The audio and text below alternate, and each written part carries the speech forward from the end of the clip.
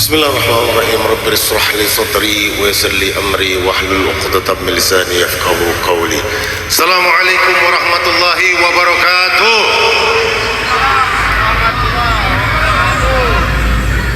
أحمدك اللهم أحمدا أبدا الذي هبانا نعما لا تعد ولا تحصى عددا لا نظير له ولا مثيل له ولا ندا تكرم رسوله لنا وصرنا من أمته ولله سجدا اللهم صل وسلم على سيدنا محمد وعلى آله ومن اهتدى وبعد.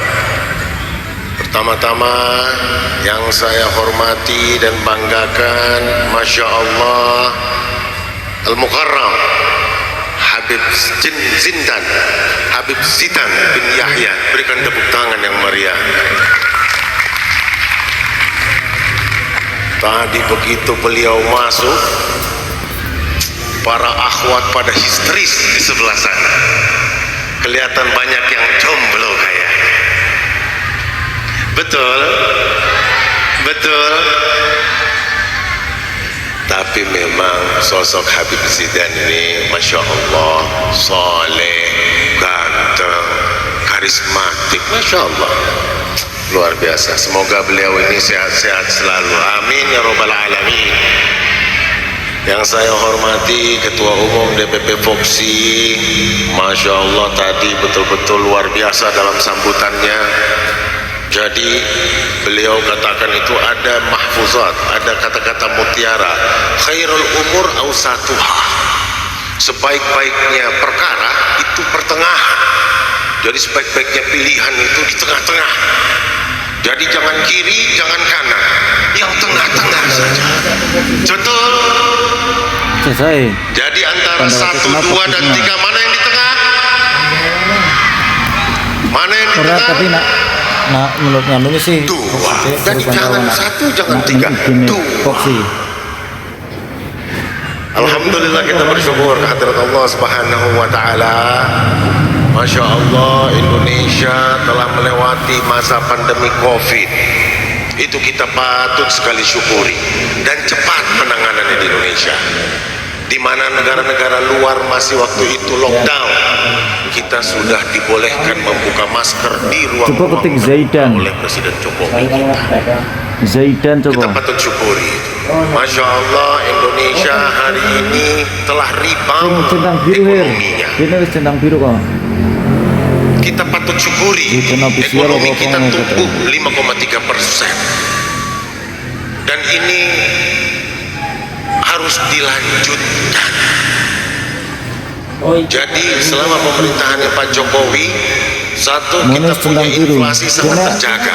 2, ekonomi kita tumbuh luar biasa. 3, ini yang paling penting, program hilirisasi. Program hilirisasi inilah yang akan membuat kita negara menjadi negara maju. Saudara-saudara sekalian, walaupun kita dituntut oleh World Trade Organization dan kalah Indonesia, 2002 atau 2000 dipaksa kita untuk menjual kekayaan negara kita dengan harga murah. Bahan baku mentah harus diekspor mentah-mentah. Tapi tetap pemerintahan kita bertahan dan melakukan banding. Dan ini yang harus betul-betul nantinya dilanjutkan. Makanya kita harus betul-betul memilih pemimpin yang kuat, yang tegas, pemimpin yang tidak mudah untuk diombang-ambing, untuk didikte, baik dari orang-orang dalam negeri, apalagi dari orang-orang asing. Saudara-saudara sekalian, itulah makanya kita melihat hanya Prabowo Gibran yang betul-betul berkomitmen melanjutkan program-program yang sudah baik dari pemerintahan hari ini. Setuju? Setuju? Pemerintahan Pak Jokowi udah luar biasa. Luar biasa. Infrastruktur dibangun sangat masif, tol, non-tol, bendungan irigasi dibangun sangat masif di pemerintahan hari ini.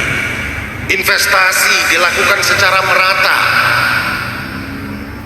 Investasi sebelum pemerintahan Pak Jokowi itu maksimal dilakukan di luar Pulau Jawa itu hanya 30%. Tapi pada saat pemerintahan Pak Jokowi lebih dari 50%, yaitu 53%. Artinya betul-betul tidak hanya sekedar janji-janji atau omon-omon, tapi direalisasikan konkret.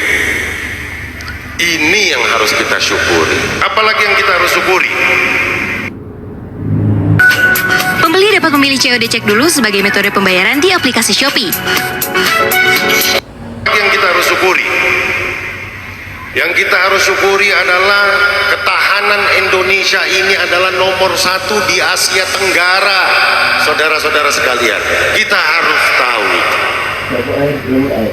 Militer Indonesia dan nomor 13 di dunia. Berikan tepuk tangan buat kita punya pertahanan. Tapi lagi benar bahwasanya wa qalilum min ibadiyas syakura, dan sedikit dari hambaku itu yang mau bersyukur.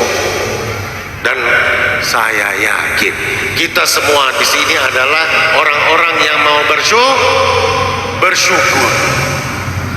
Kita luar biasa kerukunan kita, persaudaraan kita. Jangan mau kita diadu domba, jangan mau kita dipecah belah. Walaupun sudah pertahanan luar biasa seperti itu, cuman diberi 5 penilaiannya, bahkan ada yang kasih 11 dari 100.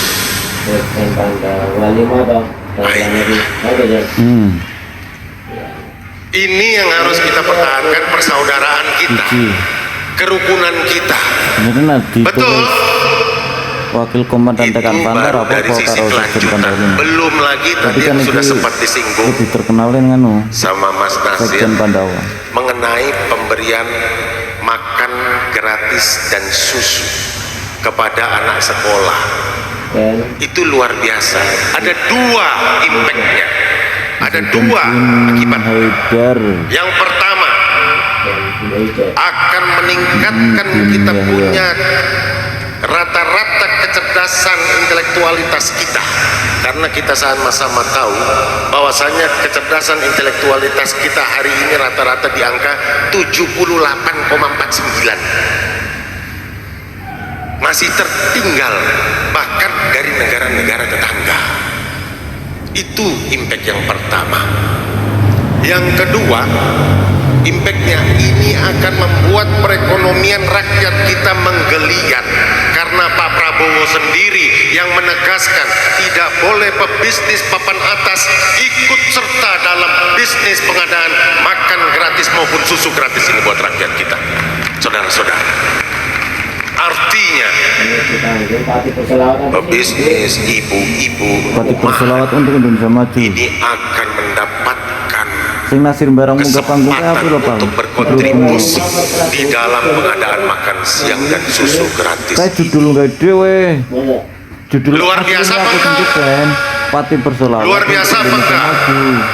Jadi di satu sisi negara kita yang hari ini sudah diambang pintu menjadi negara maju, ini kalau tidak dilanjutkan, apalagi dibilang ini harus dirubah, IKN dibatalkan, mubazir, sangat disayangkan.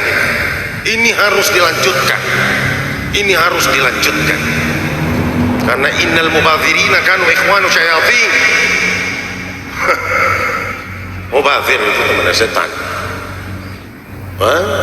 Itu yang pertama. Yang kedua, yang betul-betul concern, fokus akan kepemudaan adalah Pak Prabowo.